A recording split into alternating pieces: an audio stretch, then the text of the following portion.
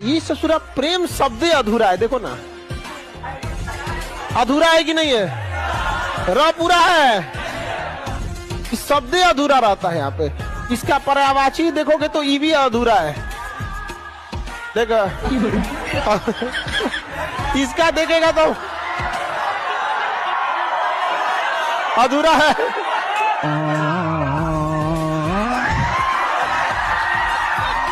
ये शब्द ही अधूरा है, तो जब शब्द ही अधूरा रहेगा तो फिर वो कहां से आप पूरा कर पाएंगे आप।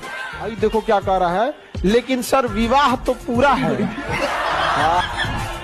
शादी भी पूरा है। विवाह की जगह शब्द ज्यादा रहता, विश्वास होना चाहिए, तो अधूरा है जो दो चीज गया, ये भी अधूरा है। अगर अधूरी जिम्मेदारी और अधूरा विश्वास रहेगा तो कभी नहीं टिकने वाला।